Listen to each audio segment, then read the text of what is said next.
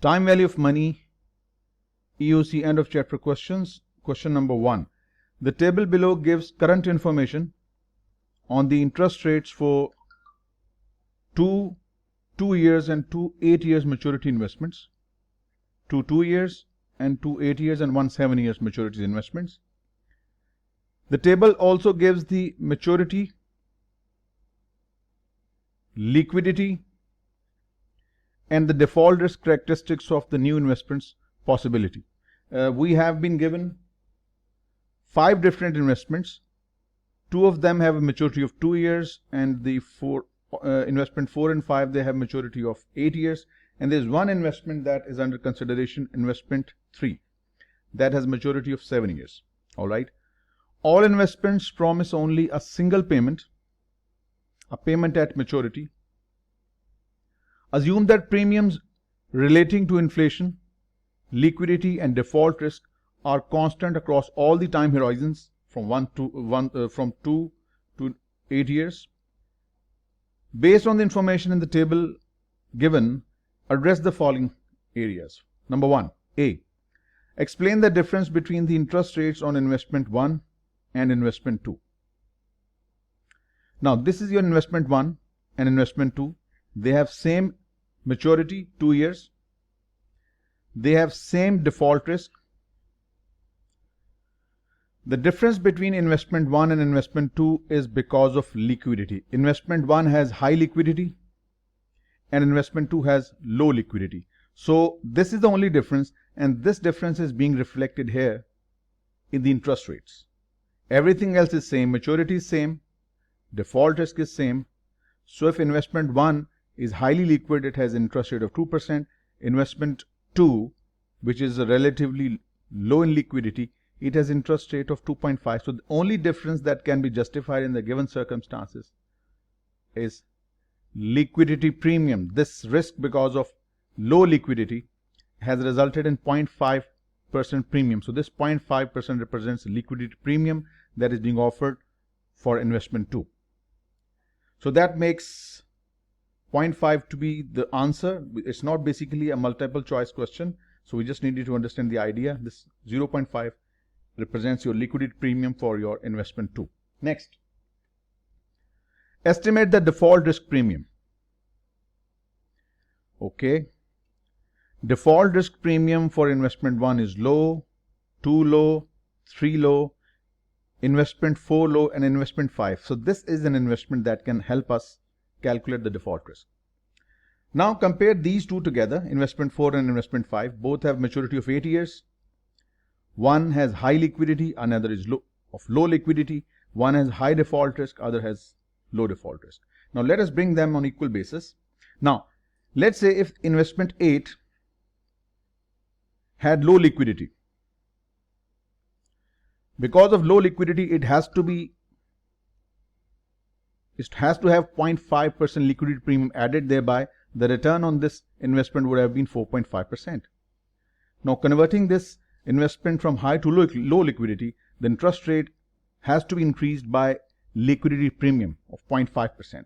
So this makes the interest rate on investment 4.5%. Now the only difference between these two, maturity 8 years, liquidity low. Now the only difference between these two investments is default risk. One has low default risk, other has high. So the difference between these two, 4.5 versus 6.5, this 2% difference represents your default risk premium.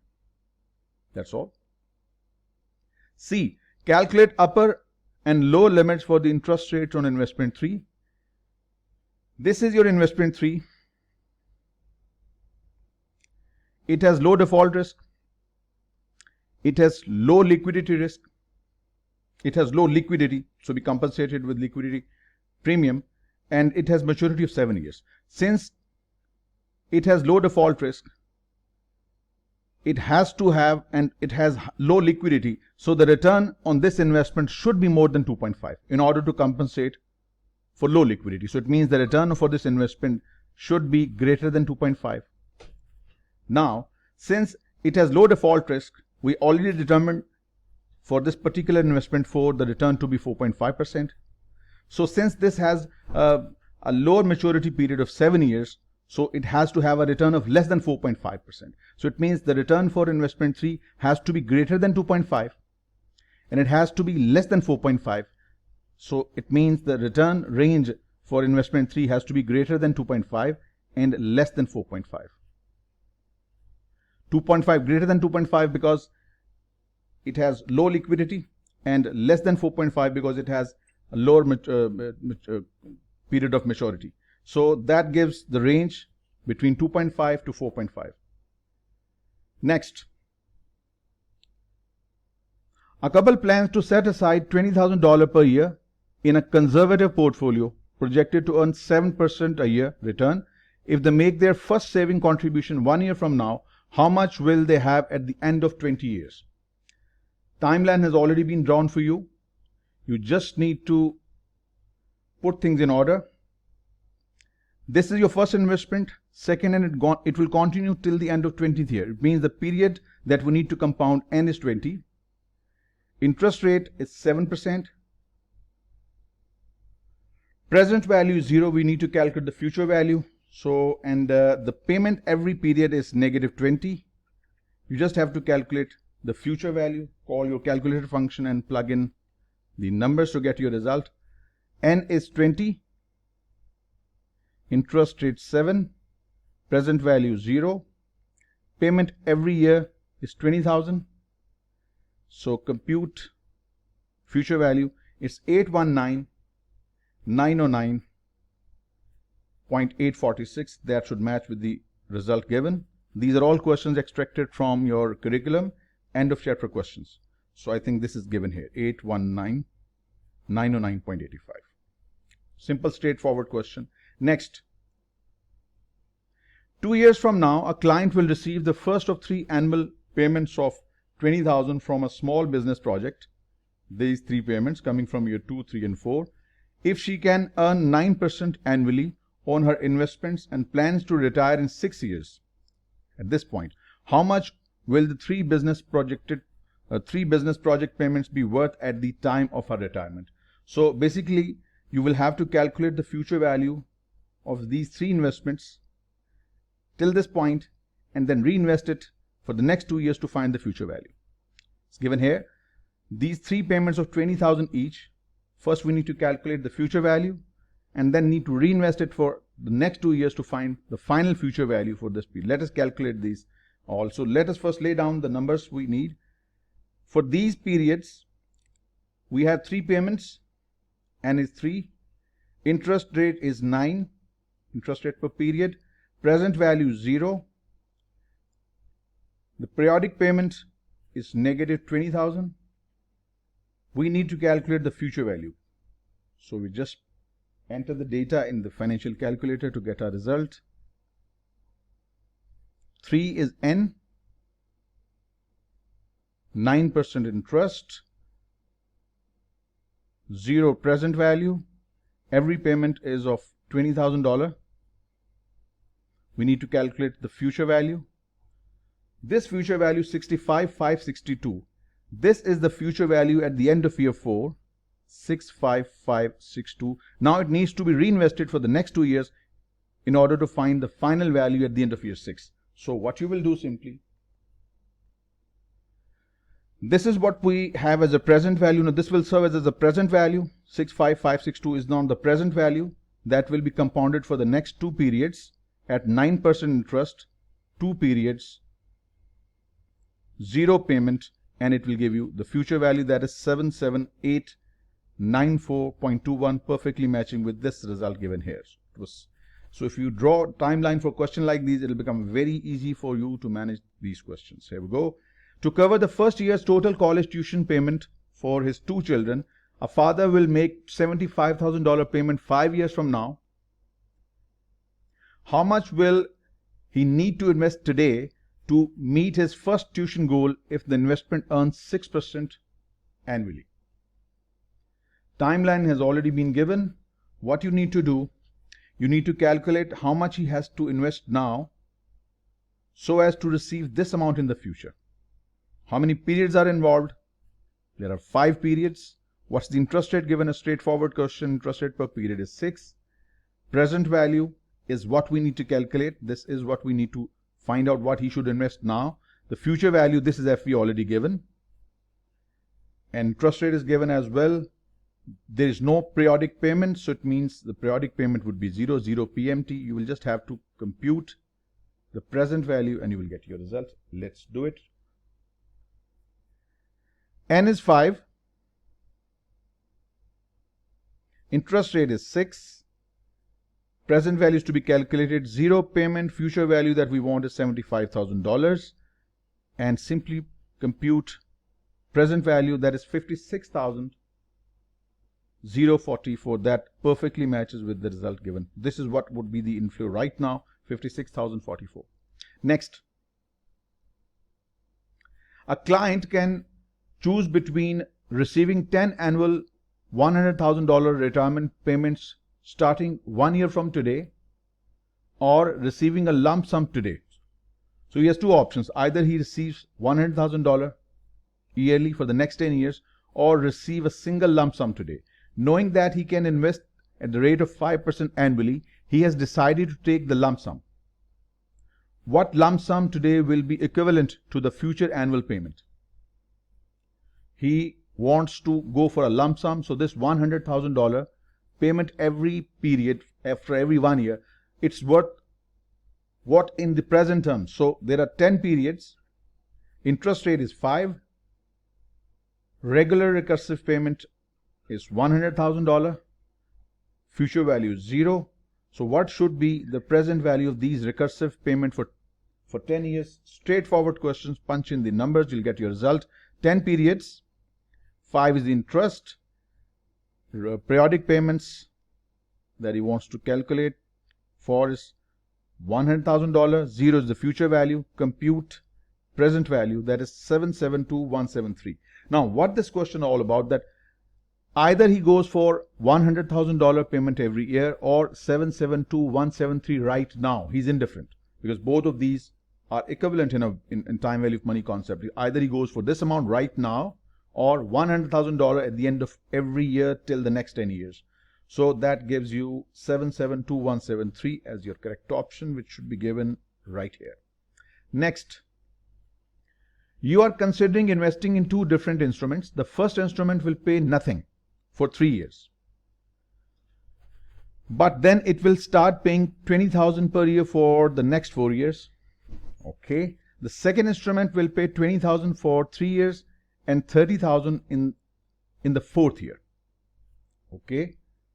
All payments are made at the year end. If your required rate of return on these investments is 8%, what should you be willing to pay for the first instrument, periodic payment, and what you will be willing to pay for the second instrument? Use a formula for 4 years annuity, or you can do any way you want to. You're not forced to exactly use what it says.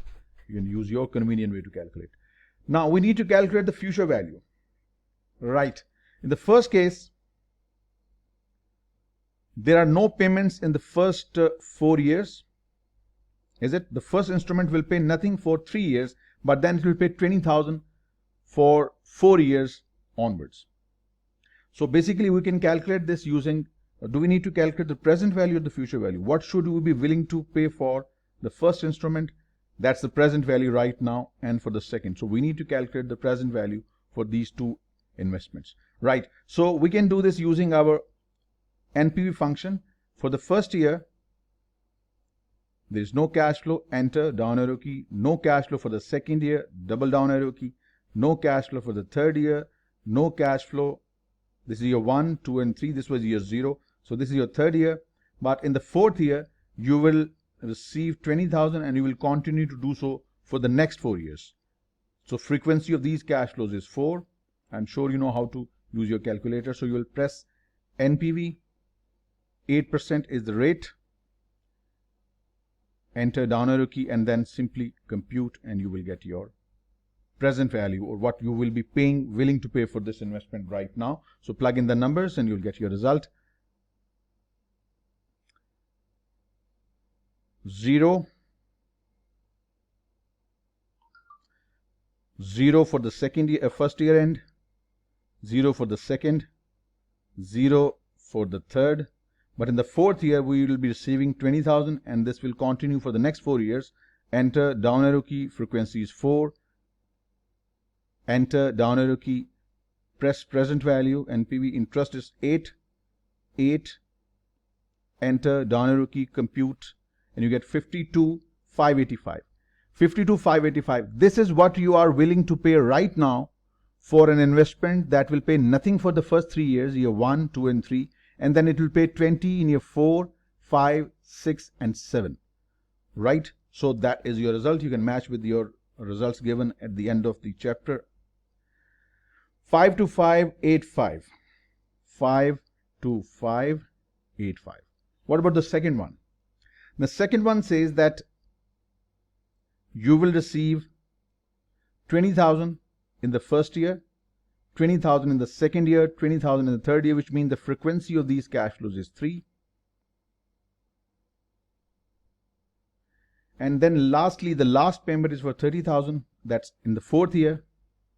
Enter down arrow key twice, press NPV, press the rate, that is 8%, and simply enter and down arrow key and compute. You'll get your result. Let's do it. Your cash flow at year 0. Then you have 20,000 payments with 3 frequencies, and 30,000 is for the fourth year. NPV at 8%, and you will get your result, which I believe should be 73,592. I think someone of you have calculated 73,592.83. All right, moving on. Let me reset my calculator first because we'll have issue again. Suppose you plan to send your daughter to college in 3 years. You expect her to earn 2/3 of her tuition payment in scholarship money. So you estimate that your payments will be 10,000 a year for 4 years.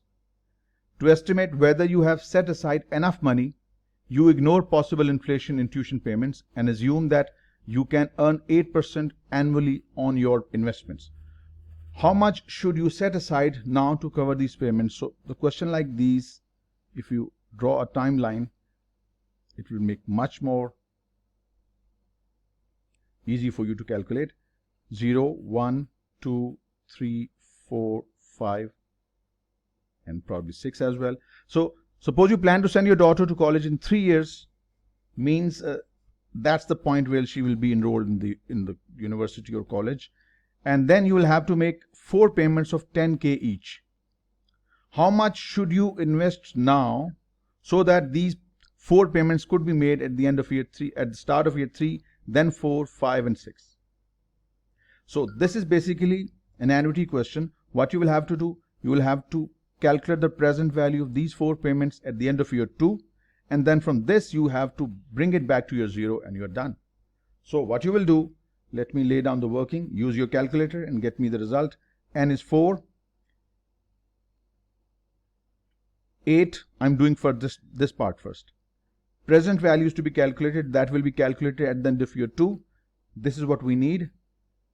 Every payment would be of $10,000. Future value 0. Compute. Please do that. You should get 33,121. Correct. 33,121. So this 33,121, which is the value at the end of year 2, has to be brought to year 0. So you can simply divide it with 8% was the rate, 1.08 squared. It will bring this to the present value, and that is going to be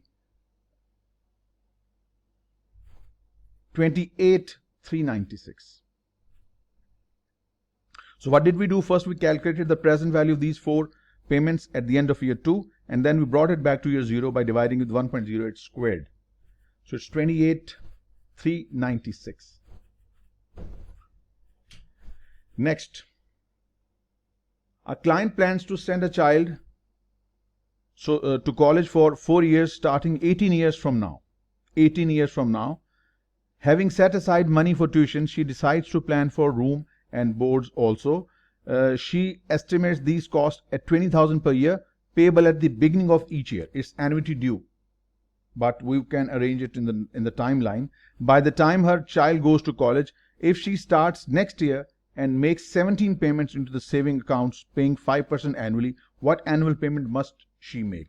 Let us draw the timeline, discontinuous one, because we can't draw up to 21, starting from year 0, 1, 2.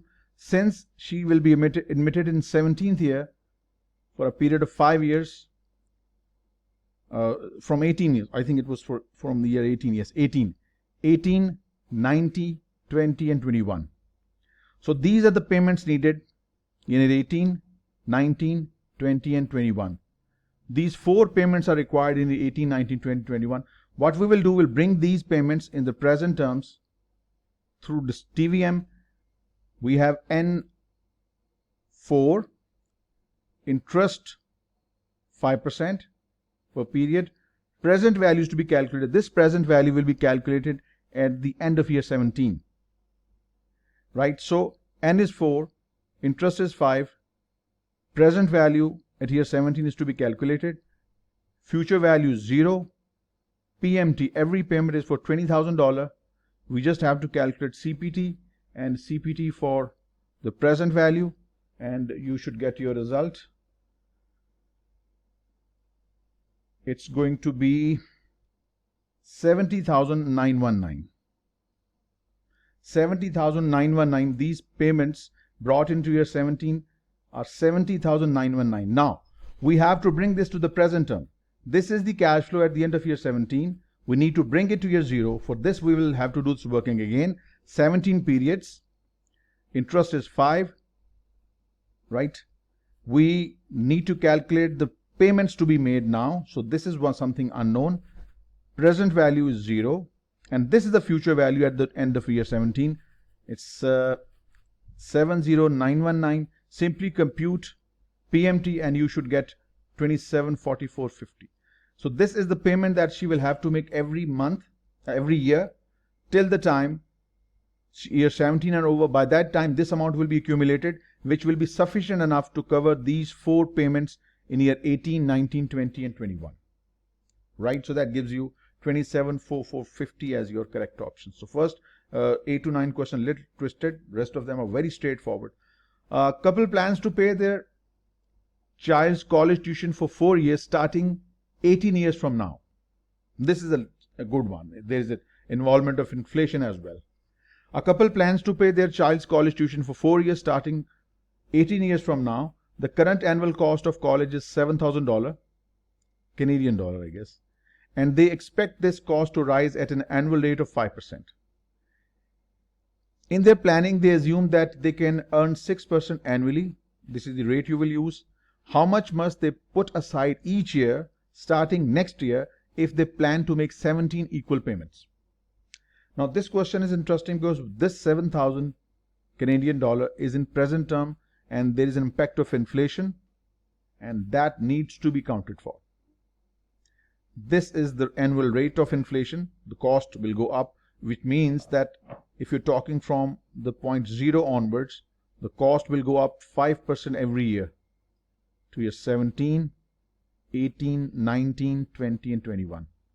So starting from year 0, 1, 2, so on up to 17, 18, 19, 20 and 21. Now the amount right now in present term is 7,000. If you grow it at a rate of 5%, 1.05 raised to the power 18, 1.05 raised to the power 18. So this amount will be 16,846.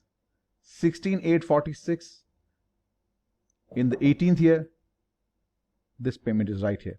Then you need to multiply it again with 1.08. It will be 17,688. Multiply this with the 1.05 again. It will be 18,573. Multiply with the 1.05 again. It will be 19,501. So basically you have these 4 payments to be made in year 18, 19 and 20. And effect of inflation has been given. So what you will do, you can use your NPV function to calculate the value at the end of year 17, and then that can be used to calculate what needs to be paid every period or every year. So what you will do, let me write down the working. You have your financial calculators with you. You will write first calculator year 0, enter, down arrow key. The first payment is 16,846, enter, down arrow key. I'm sure you are doing your computation side by side. 17,688, enter, down arrow key twice because it's a single cash flow. Then 18,573, down arrow key twice, and then you have 19,501. All these future payments in year 18, 19, 20 have been entered. You calculate NPV by putting a 6% discount rate, enter, down arrow key, and compute. You will get the present value of these 4 payments at the end of year 17, which will be, I guess it's 62,679.49. Now this is the value at the end of year 17. What you need to pay in year 1, 2 onward till 17, so as to accumulate this much fund, so the fee could be paid for year 18, 19, 20 and 21. So basically this is your future value which you need at the end of year 17, that is 62,679.49. Now 17 periods, interest rate is 6%. Present value we are not interested in. We are interested in what should be the payment every year so as to accumulate this much fund at the end of year 17, so that the payments could be made from year 18 onwards. 18, 19, 20, 21. The payment of 7,000 that has been inflated at the rate of 5% across the year payment till the period 21. So when you enter all these, compute payments, so your payment would and should come 2221.66. So you just lay down your timeline, put the numbers in the right position, and use your calculator wisely. You should get your results. Next, the nominal risk-free rate. Nominal risk-free rate is best described as the sum of real risk-free rate, and what? Nominal risk-free rate is real risk-free rate plus expected inflation. I'm sure you would have read the theory. It's simply nominal risk-free rate is sum of the real risk-free rate plus expected inflation. And then we have maturity and liquidity added to find the required rate of return. It was quite a straightforward question. Next, which of the following risk premiums is most relevant in explaining the difference in yields between 30-year bonds issued by the US Treasury and 30-year bond issued by small private issuer? Since the issuers are different, one is that you can rely on sovereign bonds, government is standing, Federal Reserve is standing at the back. So they have no risk and they are very liquid. They have high liquidity. The federal government, US Treasury securities are very liquid, but the securities issued by small private issuer, they will have issue of liquidity. So it means these two, difference between these is liquidity. Maturity is the same for both. Inflation affects both in the same way, but the difference between these two is liquidity. One is highly liquid, the other one will have lower liquidity. A bank quotes stated annual interest rate of 4% if the rate is equal to an effective annual rate of 4.08. This is your nominal rate NOM, and this is your 4.08 is your effective rate EFF. Then the bank is compounding interest based upon what? Daily, quarterly, semi-annually. Let us test these one by one. First, do it for, let's extend the idea. Let us do it for biannually, then quarterly, then monthly, and then daily. It's hit and error, trial and error. You try the first one and then you move on. So in first, this is your nominal rate. Let us use our calculator to find out. Second, interest rate conversion, and the nominal rate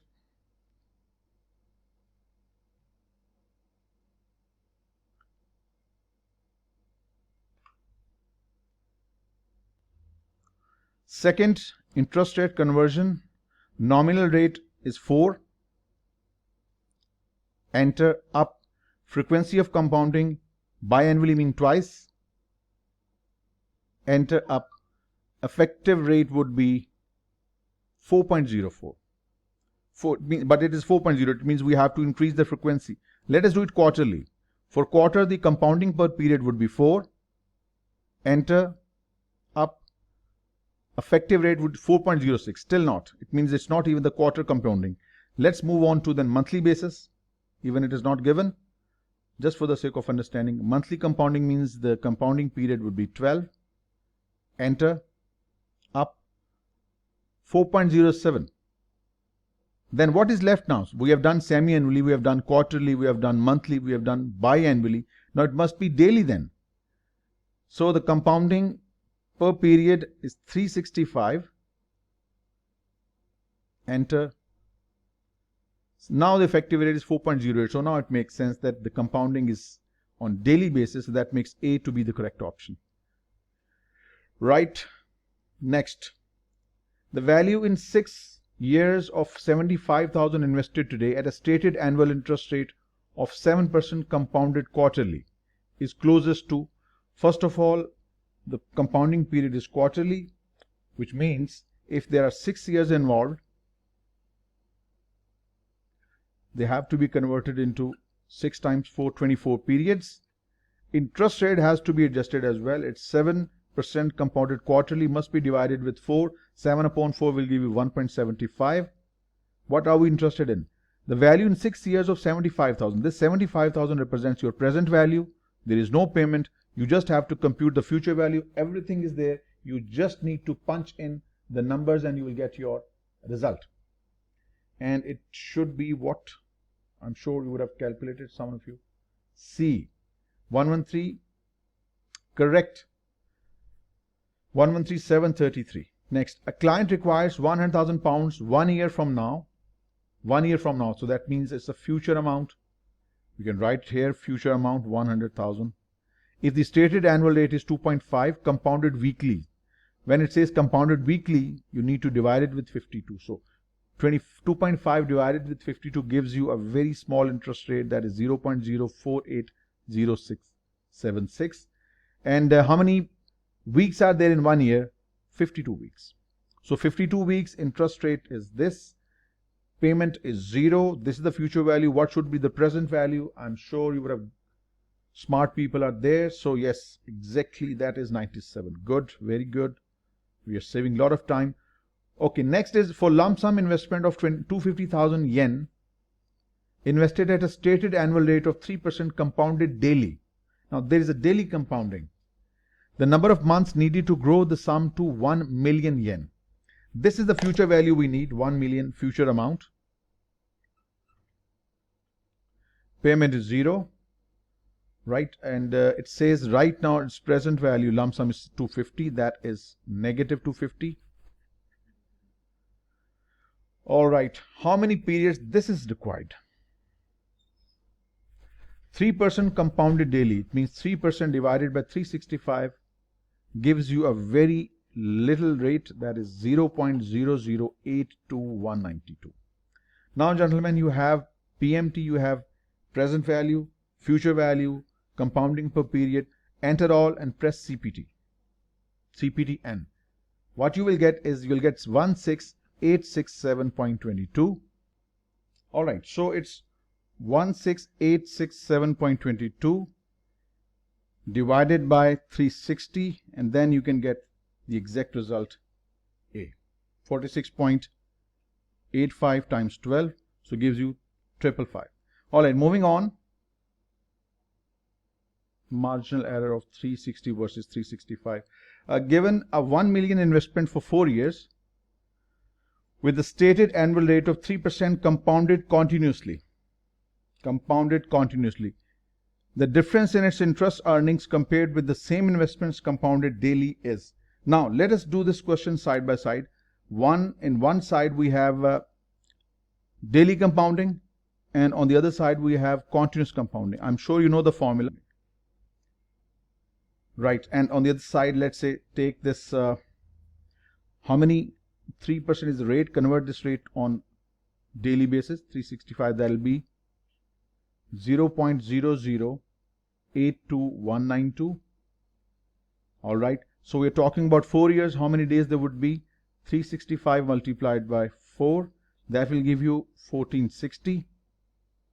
All right, present value right now is 1 million euros. Payment is 0. You will calculate CPT future value, it will be 112,749.65. Now this is the compounding on daily basis, gives you a future value of 112,749.65. We need to see the interest difference. Deduct 1 million from this amount and you will get 127,491.65. Now let us do it using continuous compounding. The amount is 1 million, e raised to the power, interest rate 3%, that is 0.03. How many years are there? N represents period, number of years, that is 4. If you calculate e raised to the power, what you will do in your BA2 plus, multiply 0.03 into 4, then press second and then press ln. That will convert e raised to the power 0.03 into 4 and then multiply the result with 1 million. You will get 1127496.85. Now what is the interest amount in this? Because we just have to calculate the difference in interest. Deduct 1 million from this initial investment. The interest is 127,496.85. So the difference between these two is a very small amount, 5.197, which is approximately B. So this is the difference between daily compounding and the continuous compounding, a very small one, $5 only on amount of $1 million. So that makes B to be the correct option. Next, an investment pays 300 euros annually for 5 years with the first payment occurring today. The present value of investment discounted at 4% annual rate is closest to. Now since it's the first payment is being received today, so it's an annuity due question. So I'm sure you know how to convert first into beginning mode. Second, the PMT key that has the beginning mode, then you press second again and then press enter or set. It will bring your calculator to the beginning mode. Period is 5. Interest rate per period is 4. Yearly compounding. Present value is to be calculated. Payment is given as $300. It's a payment negative and you have to calculate what future value is 0. You have to calculate the present value. So plug in all these numbers, you will get 1388.97. And please do not forget to restore your calculator to the end mode, otherwise the subsequent questions will get messy. So you'll do the same thing, second PMT, second set. It will bring from BGN mode to the end mode. So we got our result 1388 or 1389 rounded off. That gives B to be the correct option. Next, a perpetual preferred stock makes its first quarterly dividend payment of $2 in 5 quarters. If the required annual rate of return is 6% compounded quarterly, the stock's present value is closest to. Now, interesting thing is that this interest rate has been given for the whole period. We need to convert it into quarter, but the first payment will be received in 5 quarters, right? Now, let's say if this represents the quarterly timeline, starting from first, this is quarter 1, 2, quarter 3, quarter 4, and quarter 5 of the next year. We will receive our first payment as per the information, the first quarterly dividend payments of 2005 quarters. So when you will calculate the present value of perpetuity, the present value of perpetuity will calculate the present value at the end of quarter 4. Why? Because the first payment will be received at the end of quarter 5.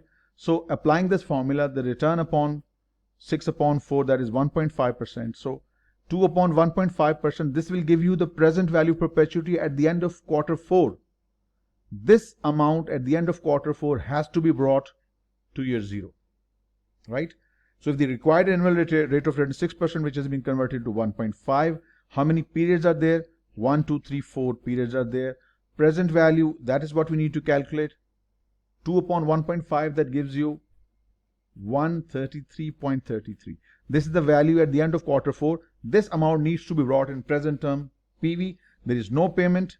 Future value is 133.33, that has to be brought down in the present term. CPT into PV gives you 125.62, which rounded off gives you option B to be the correct option. Next,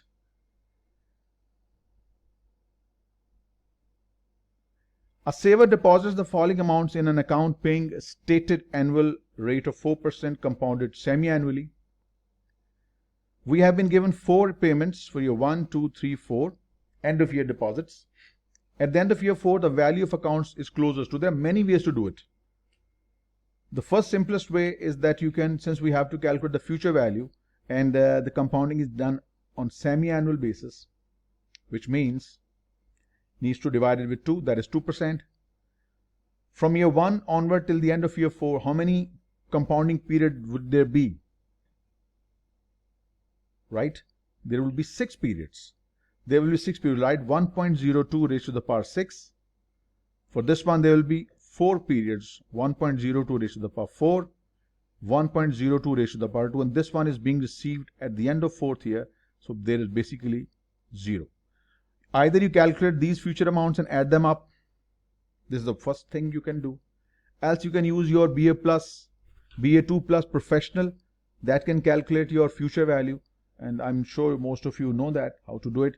What you will do, you will first calculate your effective rate, 4% compounded semi-annually. Let me do it here. 4% compounded semi-annually. Nominal rate is 4. Compounded semi-annually. Enter 4.04. So you can use this rate 4.04 for your NPV calculations. You can take it into the future period 4.04%. So you can use your BA2 plus professional CF0. Enter down arrow key 4,000. Then you have 8,000. Then you have 7,000. And then finally you have 10,000. Enter all these, press NPV, enter the rate 4.04, enter down arrow key, and then what you will do, let me do it for you. I hope the system is working okay.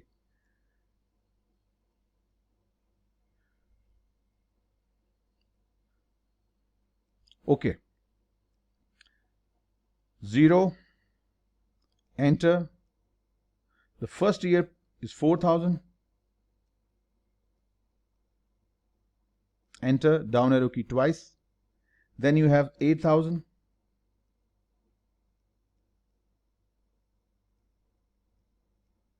Then you have 7,000.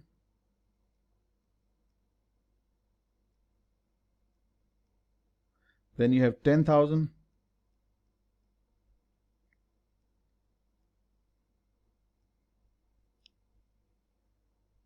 .04. I think my tables were not cleared. We'll have an issue again.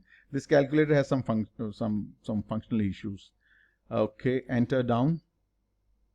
See?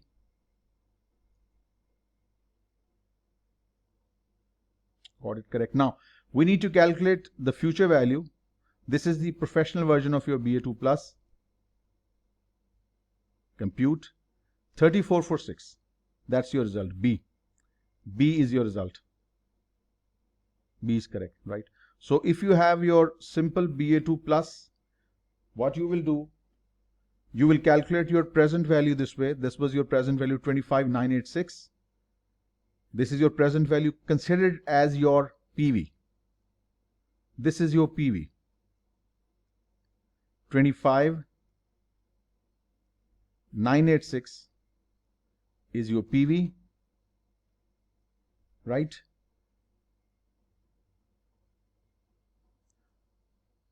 N is equal to, oh, just a minute, that was PV, 4 periods, interest rate was 4.04, 0 payment, compute 30446. So this way you can calculate BA2 plus or BA2 plus professional, whichever you have, or simply if you have the simple scientific calculator, you can use this way as well to get the same result, B. All right, moving on. Question number 20th. An investment of 500,000 euros today that grows to 800,000 euros after 6 years has stated annual interest rate closest to which? It's not a straightforward question. You can't solve it directly. it's basically trial and error type question. You will have to put these numbers one by one in order to get the correct result. I do not follow what is given the solution in the curriculum. I do not follow the solution. You should do your own shortcut ways so as to get a better understanding.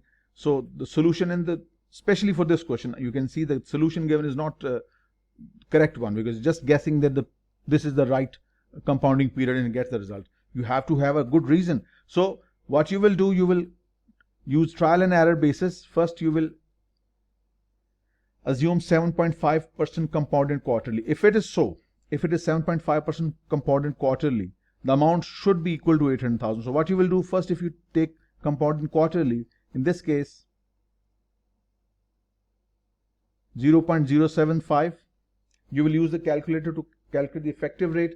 Using the effective rate, when you will calculate the future value, it will be 784,156. Had it been the correct option, you should have got 800,000 euros. It is not so. You then tried option B. Option B, using daily compounding, when you will calculate the future value using daily compounding, it would be 793,585. Right? And with option C, compounded semi-annually, using semi-annually compounding, it will give you 800,516. Now this is the option that gives you the most accurate result, because the solution given in the curriculum is not correct. It just assumes that this is the right option. You have to just use each one individually in order to determine the result. You can't just take one option and calculate the result. So 500 was converted to 800,000 at this compounded semi-annual rate. So this result is the closest to the final result. So that makes C to be the correct option. See, how can he say that it was done on semi-annually? Why did he use M2? Could have been 4, it could have been 12, right? No justification. He has just given this result and convinced you that's the right answer. There is no way for us to know. Just we can use trial and error basis method. We'll try each option and see which one of these gives you the closest result, and that is C, convinced. Next, question number 21. Sweepstakes winners may select either a perpetuity of $2,000 a month beginning with the first payment in 1 month, this is the first option, or an immediate lump sum payment of $350,000 if the annual discount rate is 6% compounded monthly. If compounded monthly, that means 6% upon 12, the relevant rate will be 0.5%. The present value of perpetuity is the return divided by interest rate. It is $400,000. Now either you have this option to take $2,000 per month for perpetuity, or you accept this amount, $350,000. Which of these is higher? Of course, the present value perpetuity is higher. It is not less than the lump sum. It is not equal to the lump sum. It is in fact greater to the lump sum. So the investor would consider this option because it gives you present value which is higher than the single amount of $350,000. That is C. At a 5% interest rate per year compounded annually, the present value of 10 years ordinary annuity with annual payment of $2,000 is 15,443. He has calculated present value of ordinary annuity for you, and it is equal to 15,443.47. What do we need? We need the present value of 10 years annuity due with the same interest rate and payments. We know the present value of ordinary annuity ordinary is equal to present value. I wrote it in another word. I need present value of annuity due. It is equal to present value of ordinary annuity multiplied by 1 plus R%, whatever the rate is being used. So we have 15,443.47 times 1.05. So ordinary annuity multiplied by 1 plus rate will give you the value of present value of annuity due, and that is going to be 16,216. That makes B to be the correct option. Question 23. Grandparents are funding a newborn's future university tuition cost, estimated at $50,000 per year for 4 years, with the first payment due as a lump sum in 18 years from now. 18 years from now. So it's going to be something like this.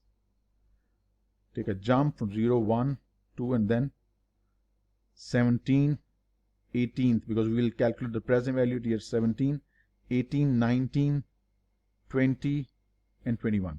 Since we need to make these payments of 50k each for year 18, 19, 20, 21, how much should we invest now? How much should we invest now so as these 50,000 payments could be made in year 18, 19, 20, 21? What we will do, we will calculate first the present value of all these payments using our TVM computations. So we have 4 payments to make. Interest rate is 6%. Present values to be calculated. Payments that we need to make is negative 50,000 in year 18, 19, 20, 21. Future value 0. When you enter all this and calculate the present value, your present value at the end of year 17, rather it will be PV at year 17, it will be, if I'm not wrong, this 64,340. Now this is the final payment. This is 173255. 173255. Now, this is what we need at the end of year 17. This is the future value for us now, 173,255. This is what we need at the end of year 17, future value, right? We need to calculate what should be the present value to be invested right now. So there is no regular payment, 0. How many years are involved? The periods are involved, 17. Interest rate per period is 6. We have to calculate the present value of investment, CPT, PV. You will input all the data and you will get your investment to be made right now. 64,340 if invested now will accumulate to 173,255 at the end of year 17, and this amount would be sufficient to pay $50,000 in the next 4 years, and that makes B to be your correct option.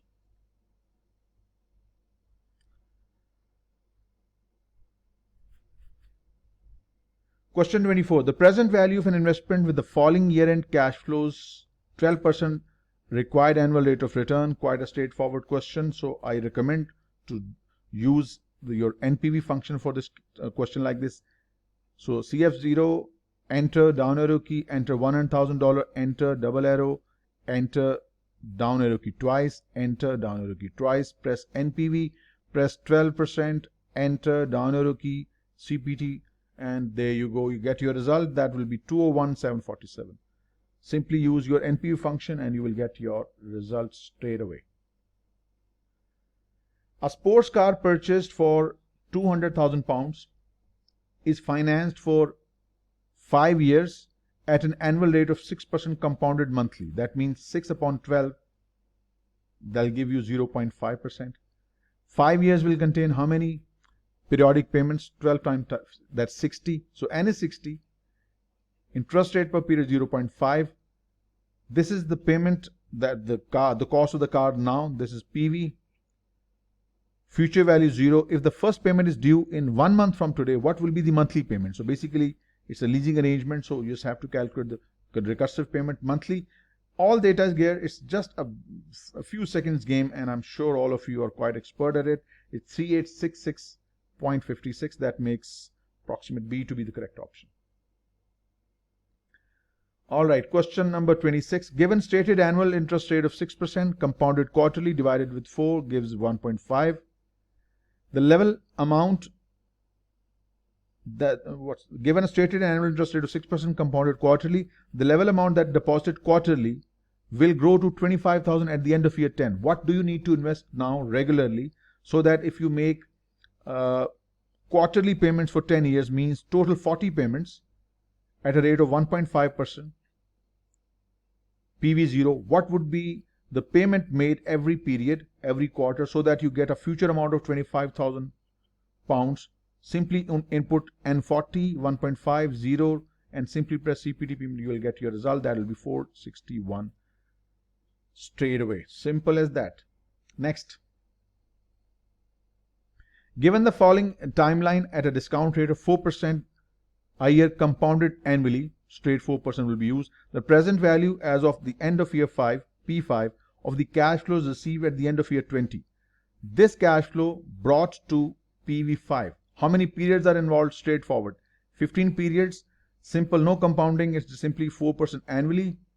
We need to calculate The present value, not the present value, is PV at year 5, not PV at year 0.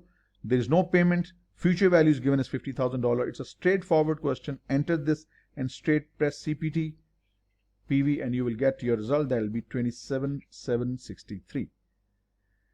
Last question, then we are done. A client invests 200,000 euros in 4-year certificate of deposit that annually pays 3.5% return. 3.5% annually of 20,000 gives you $700 every year per year. Don't forget that.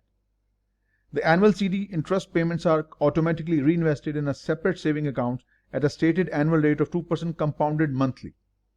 2% compounded monthly. What will be the effective rate? You know the computations. Second, interest rate conversion. Our nominal rate is 2.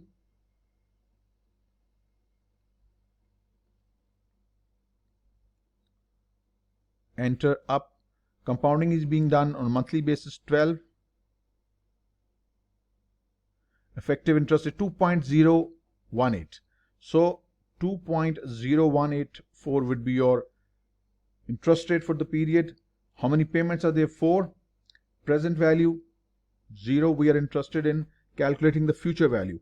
What are the regular payments? Will be made 700. So for 4 periods, this is the interest rate. No present value required. Payment of $700 being made into an investment account. What will be the future value of that investment account? So you'll plug in the numbers and you will get 2885.919. But it didn't ask you to calculate the interest, the future amount of these payments only, because these are the 4 payments that have been invested at this rate. So this will be the future amount of interest only. We need the total combined amount. At maturity, the value of the combined asset inclusive of interest would be 20,000 plus this is 22890. I think we have got a marginal difference of $4. So that makes B to be the correct option. So gentlemen, that ends your EOC questions. From next week, we'll be resuming from reading 8 probability concepts.